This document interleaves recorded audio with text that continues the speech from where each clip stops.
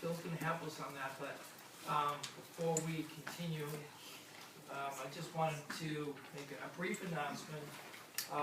It's a plug for my newest play that I'm involved in. Anybody who's known me for a while knows that I'm involved in the theater community here in Acadiana. And I'm directing a play right now that is going to open up at Cité, our old stomping ground, on February 7th and 8th and 14th and 15th. The play is called Visiting Mr. Green. It's a play that I performed in about 11 years ago, and there's only 2 characters in the entire performance, and I have 2 of Acadiana's top actors casted. So my job is done as director mainly, but the show will be fantastic. I hope you all come out. Maybe you can come out as a group. It's Friday and Saturday nights, 7th, 8th, 14th, and 15th at 7:30 at the old Cité. So there's 2 Facebook event pages. Just look up Visiting Mr. Green, and you should come across it. You can go to Cité's website. You can call them to reserve tickets, or you can go to a website that PayPal is now set up, where you can purchase tickets. And I should have brought the posters today, but of course I didn't. Okay, we're going to do our offertory. Phil is going to play on Mbira, which you want to just tell them a little bit about what that is? This is an instrument from Zimbabwe, South Africa. It's called an Mbira, M-B-I-R-A. It's traditionally used for meditation and prayer. And when the Christian missionaries came to Zimbabwe originally and spoke to the people who lived there and tried to give them the Bible, they said, no, we have a Bible. This is our Bible. When we want to talk to God, this is what we do. We play this instrument. So it's very religious. They do all-night ceremonies, even talking with spirit mediums. It's their whole indigenous spirituality that they have. Maybe what we would call witch doctors in a sense, but I think that's a negative connotation for it. It's very beautiful all-night ceremonies and dancing with this instrument. So I'll play some songs for you. It's very meditative. It definitely goes with the Unitarian service.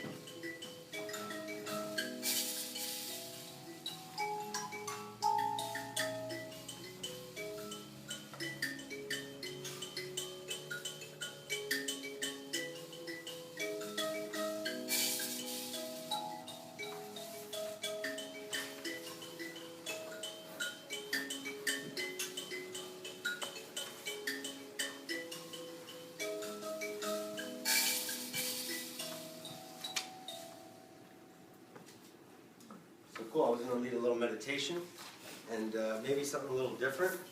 So if you all want to spread out and stand up, if you're able to, we'll do something inspired by ancient China. Tai Chi, Qigong, something real easy. It's about moving the energy through you. Maybe some of you know about it. Spread out so you don't whack your neighbor.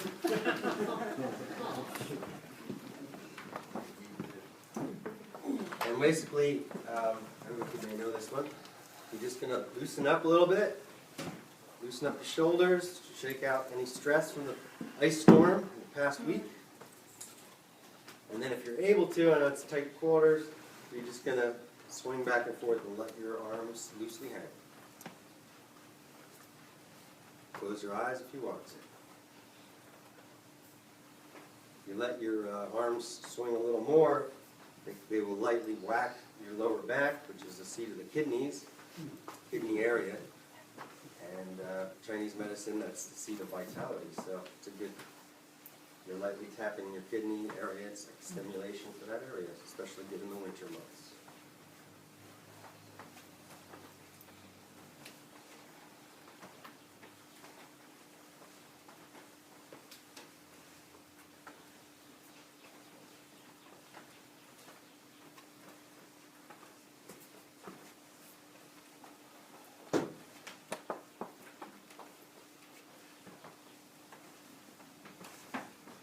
So then you can gradually come to a stop.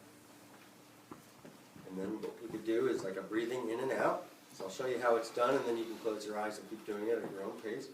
You basically breathe in as you raise your hands up. You can hold your breath a little bit up here if you want to. And then you breathe out and kind of push the air out. But you just let your arms fall. So it's like you're being breathed. You're not really doing the breathing. Come up. As you come down, you can sink in the knees a little if you want to. You could also touch your tongue to the roof of your mouth, you tap behind your two front teeth. And they say that like completes the circuit to conduct the energy, the chi, through your body. So this is going at your own pace, your own breath, your own relaxation.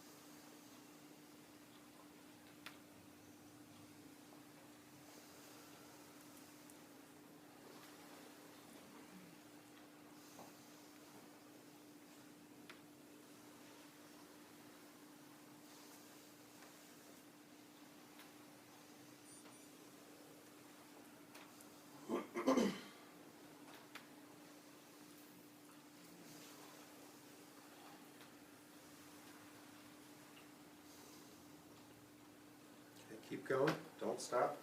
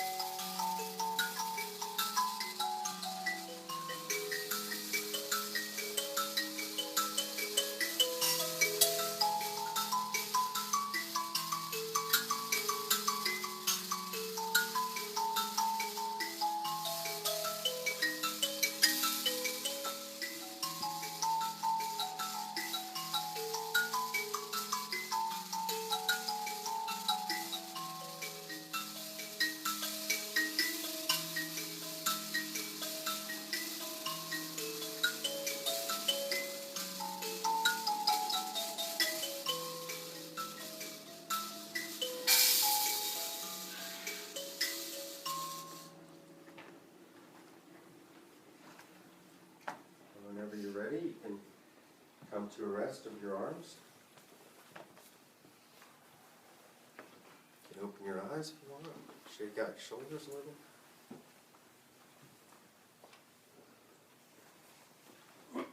We also try something like this, which is just kind of moving your waist around.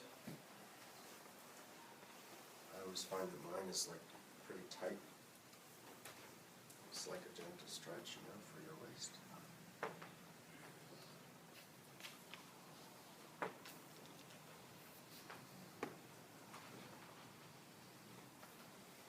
Go the other way too.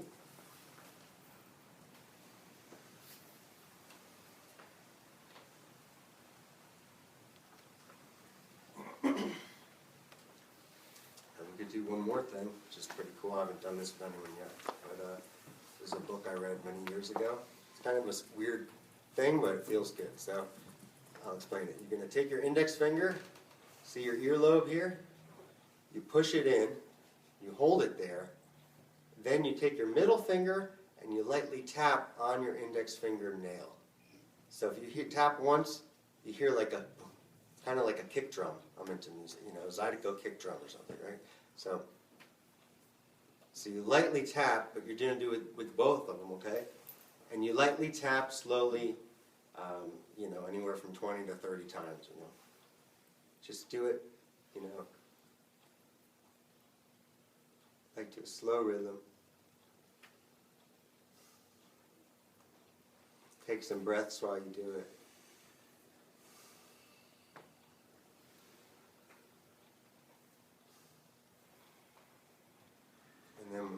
And then let it go.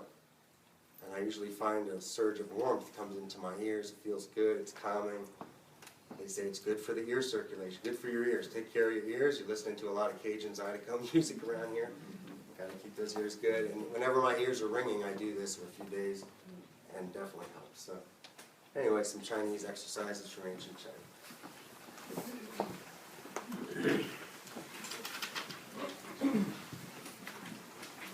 What I want to talk about today is a saying called "Keep it Earth." That's what I named the sermon after. It's actually something that my girlfriend Lou came up with. She was just saying we need to put the earth first in our life, you know, and of course the environmental movement is pretty big now. And I'm sure I'm preaching to the choir here, the Unitarian choir. But, you know, we need a saying, you know, keep it, you know, people say, keep it real, all right, peace, take care. Well, she came up with this, keep it earth, hey, keep it earth. In other words, putting the earth first in everything that you do. And I thought that was great, so I actually came up with a new CD this year, and I named it Keep It Earth, and that's pretty much the message of it, you know, keeping the earth first. I'm also into this new thing, I don't know if you've all heard of, it's called Big History, and that also inspired the music on this. Big History is basically a history course where you're looking at the history of everything that we possibly know. So it's not just human history, it's history since the Big Bang. You know, 14 billion years of history. When you look at things on this huge scale, this big perspective, it really has an amazing effect on your spirituality, your spiritual outlook. You see what's important and what's not important, you know. So, and they're actually teaching this at high schools and colleges. And Bill Gates is a big fan of this kind of course, and there's a lot of books on it. There's a TV show out now. One of the History channels has to do with big history. A lot of stuff about it. I'm going to give you a little taste of it today. And I'm going to play a few songs on this guitar that Bruce was kind enough to bring me today. It's because I couldn't bring my own from New Jersey this time. So I think you have a handout with different lyrics and stuff. And these are lyrics inspired by big history, this big perspective.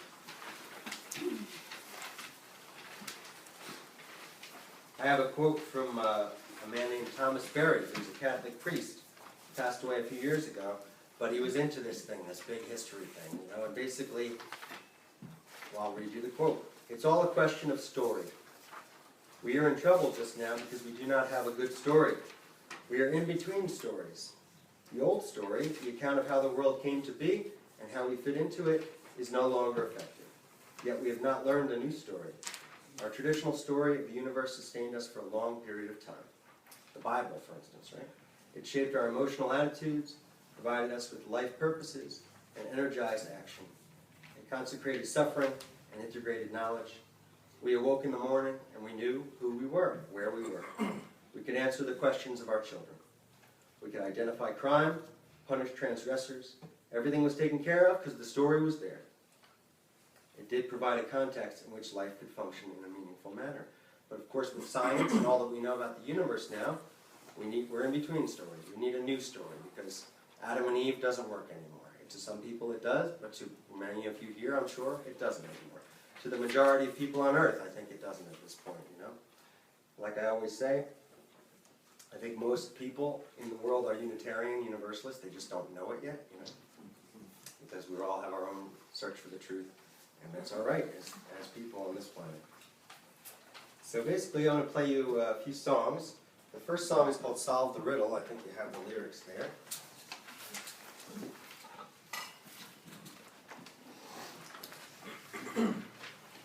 And basically, it's about how you were born inside of a star. You know, as Carl Sagan said, we were made of star stuff, stardust. It's definitely true, because all the elements in your body can only be created when a star explodes. It's the only thing hot enough in the universe to make carbon, oxygen, you know, all these other elements that we're made of. Do you write these songs? I wrote these songs, yeah, they're original, but certainly inspired by the work of people like Thomas Berry, Brian Swim, David Christian, who are into this thing that they call a new story, big history. So maybe some familiar names to you. And so anyway, let me sing this song here. And I'll teach you how to sing the chorus with me, which is always fun. Let me see if it's told to you.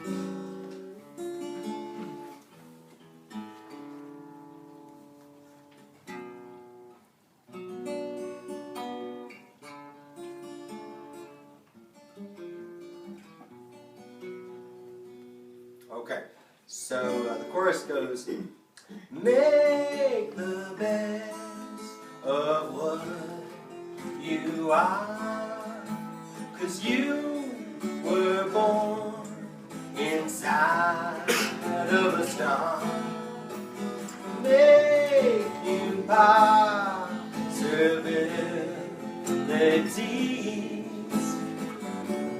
Look at the trees and learn to read. Alright, sing with me, here we go. Make the best of what you are, 'cause you were born inside of a star. Make you possibilities.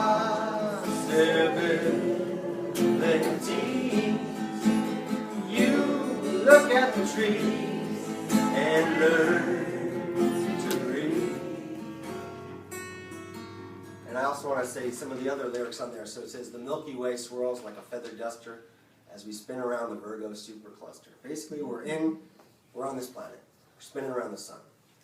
This whole solar system is spinning around other solar systems. We're in this galaxy, the Milky Way, that's spinning around other galaxies, okay? Then all those galaxies are spinning around a cluster of all those other galaxies. So this thing called the Virgo supercluster has thousands or millions of galaxies in it, spinning around thousands or millions of other galaxies. It's huge, okay? So you think we got problems here? We're not, we're so, infinitesimal. So that's what this song is about. Now you know what a Virgo supercluster is.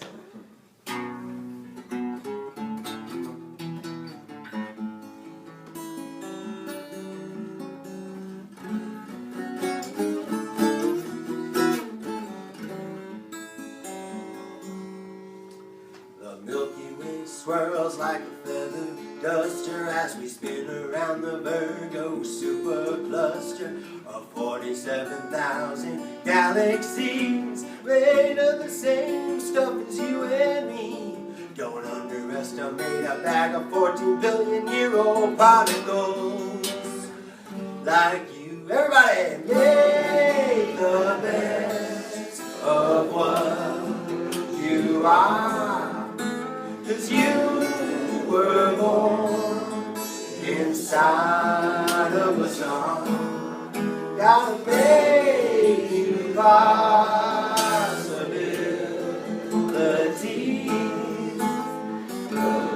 Look at the trees and learn to read.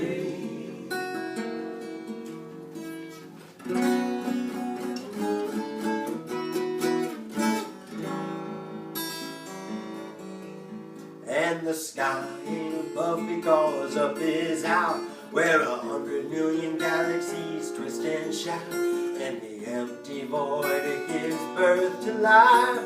'Cause holy wow, all the space is alive. The universe is born from scratch in every single moment, everywhere. Everybody, make awareness of what you are. 'Cause you were born inside of the sun. We gotta make you possibilities.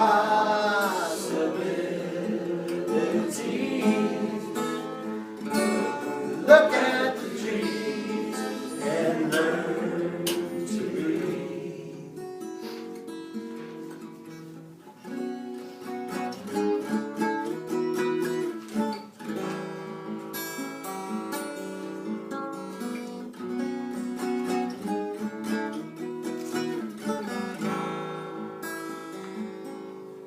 Things didn't pan out and that's okay. Would you wanna take the easy way anyway? I wonder what the world needs now. I wonder what you will dream and how. Take your talents to a place where the world can meet you, and you will solve the riddle of your life. Flip around, jump, twist, and dive. Make new possibilities.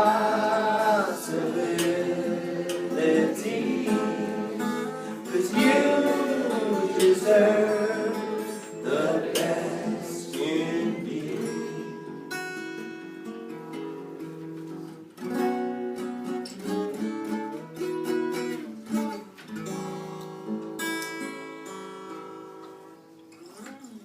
All right, you guys sounded great. You're on choir. Unitarian versus choir. So one of the things we learned from big history is that the earth wasn't always an amazing place. You know, we think of it as the Garden of Eden now. There's even mythology that suggests that. But we take for granted that the earth has been here not for millions of years, but 4.5 billion years. It's a long time. And, you know, I think, I know me as a human, I always think, it's like we think we're the center of everything, but we're not the center of everything. You know, actually, when the earth was created, it was just leftovers from when the sun was created, because the sun had all these gases swirling to make it. Some stuff left over kept orbiting the sun and crashing into each other over millions of years, became the planets. So we think we're the center of it all, and the earth is the center of it all. We're just leftovers from when the sun was made. I mean, you know, that's another way to look at it. I like to twist it like that. And actually, for the first millions of years, billions of years that the earth existed, it was hellish. They call it the Hadean era, Hadean epoch. Basically, there was lava everywhere, the oceans weren't even here yet. And so it took billions of years to get to this paradise. And here we are, we may or may not be trashing it, you know, so to speak. You know, we're in what they call now the Anthropocene era. Have you heard of that? Basically the era of humans having an impact on the earth. And this is the new era, and you know, it's an experiment. We don't even know how things are going to end up. I say let's take some caution. I think that's the message of the environmental movement. And this is a song called "Keep It Earth, Keep This Earth," which I think is in the hymnal, so to speak, as well. And I'll teach you some of this.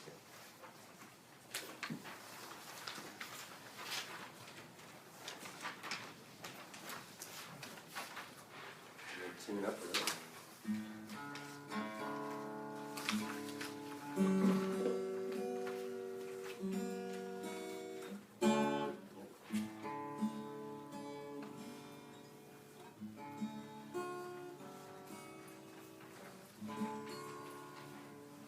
So, the chorus is very simple. It's just, we gotta keep it earth. We gotta keep it earth. We don't get another one. Let me just find my pick here, and we will launch into that.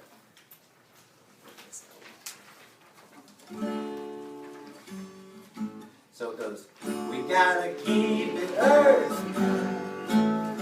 We gotta keep it it Earth.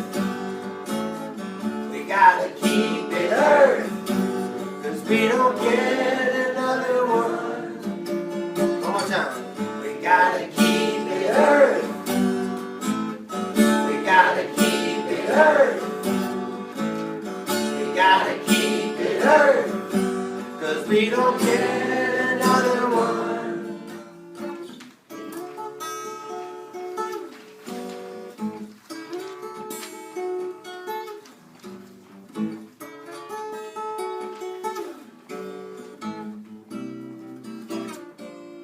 So here goes the verse. Paradise connection we got here. What a miracle of randomness. If the tiniest detail was altered, there would be no us. Ever since the ice retreated at the end of my last ice age, I've tried to conquer this earth of which I am afraid, of which I'm made.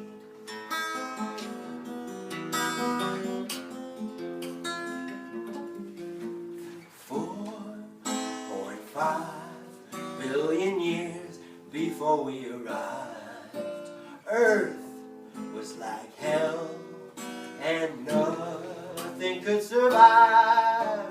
Poison in the skies till the oceans could arise. Billions of years of work for this relationship to thrive. Everybody, we gotta keep it Earth. We gotta keep it Earth. We gotta keep it Earth. We don't get another one. We gotta keep it Earth. We gotta keep it Earth. We gotta keep it Earth, 'cause we don't get another one.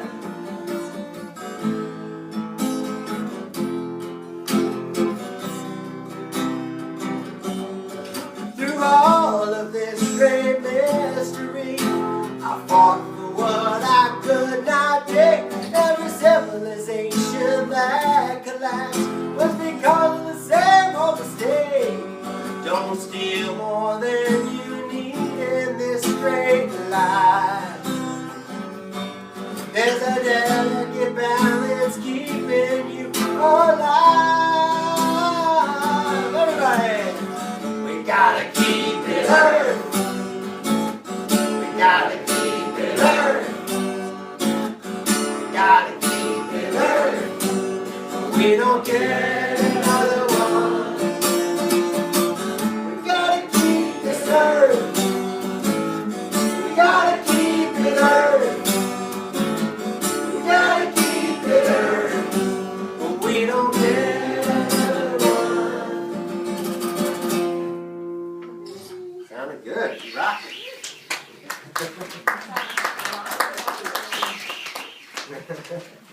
All right. So I wanted to read you another quote by Thomas Berry about the Earth and the Anthropocene era.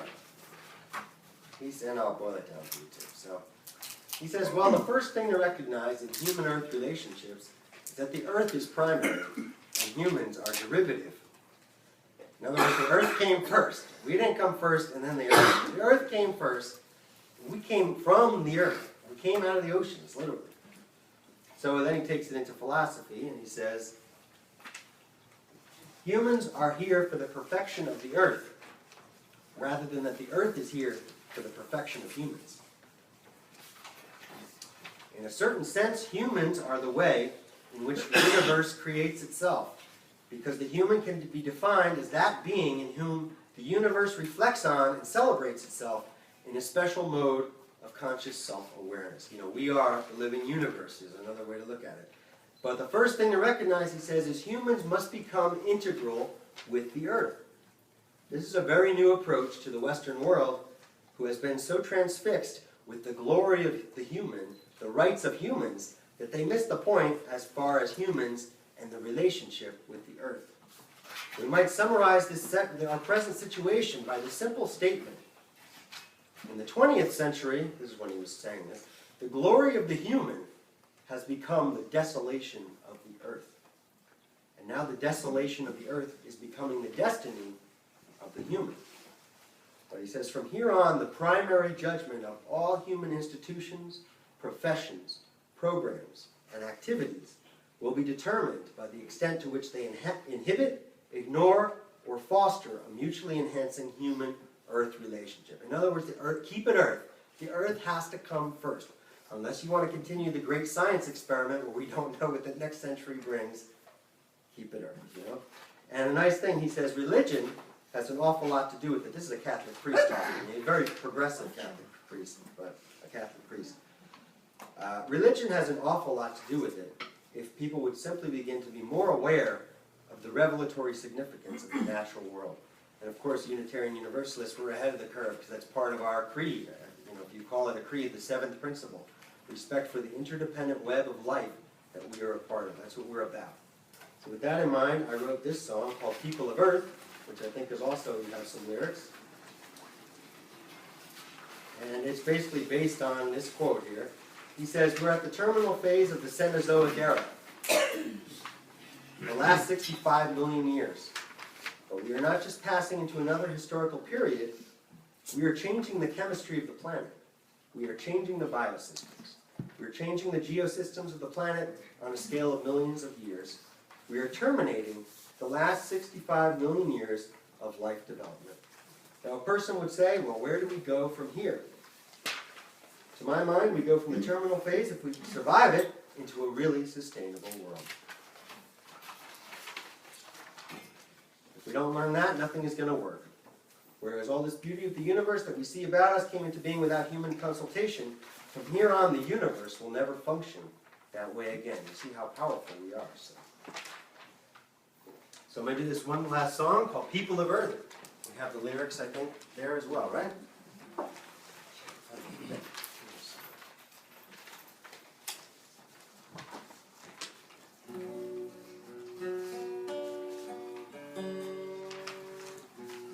These strings are very old, I can tell, so please forgive me if there's a lot of tunes. We can't tell. Yeah, we don't know the difference.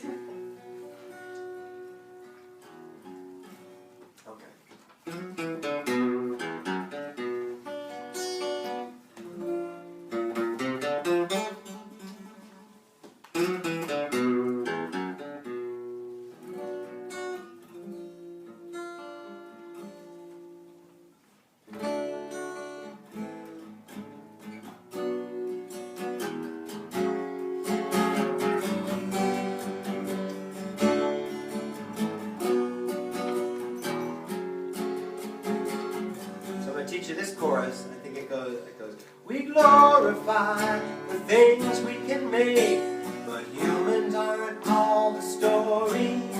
Does it profit you if you gain the world, but you lose the whole world? Let's do it again. We glorify all the things we can make, but humans aren't all the story.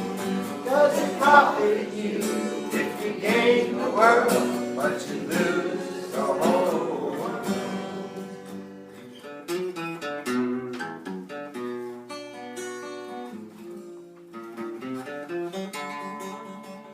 People of Earth,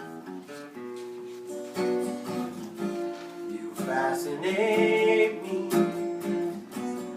How you don't get the message is loud and clear. Don't bite the hand that feeds you, even if it's round and green and blue and swims around the sun and moon. Mass extinction, the worst in 100 million years is happening. It's worse than the dinosaurs. The future will judge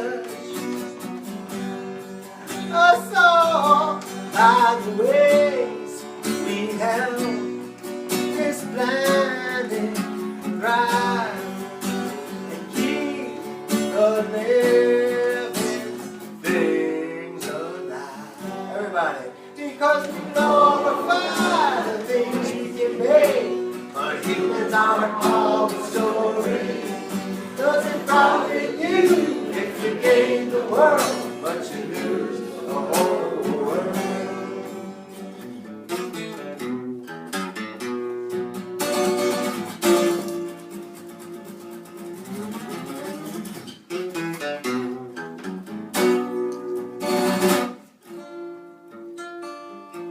Now here's a good part. People of earth, you fascinate me as you give birth to all of the dreams you have. But don't you forget, you are the dreams of the earth, and now the future needs. You ought to act like you are a part of. Everybody, cause we glorify the things we can make, but humans are all the story. Does it profit you if you gain the world, but you lose the whole world? Sounded great, wow.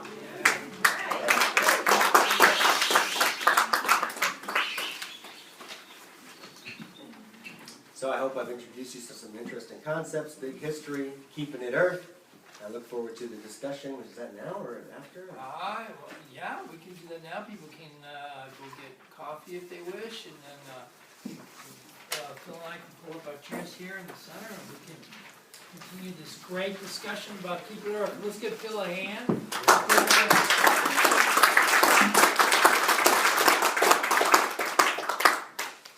And his wonderful music, provided by a guitar with all the strings. I appreciate that. Should we extinguish the chalice first?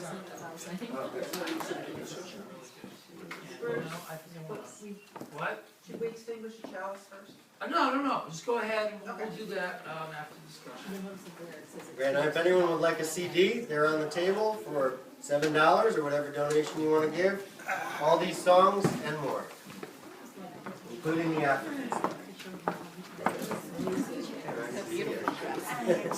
Dancing?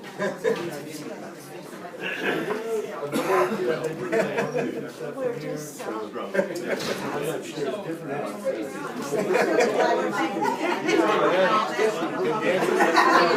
been there, done that, we're overseas for 14 years, I keep telling Boris that we paid our dues. I wanted to stay in the US for a while. That's okay, we've seen some good music. Actually, it wasn't. They would have paid our house payment here and paid for our housing over there, obviously, but. It wasn't a different money. That wasn't really part of it. I probably could have pushed for it. I'm not gonna lift. That wasn't.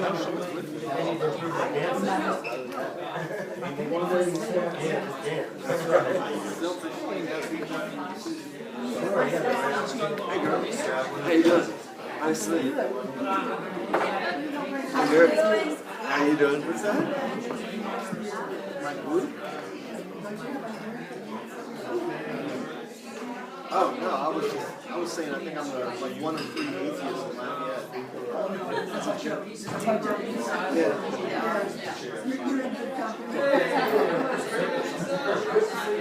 Yes, thank you. Good to see that. I was,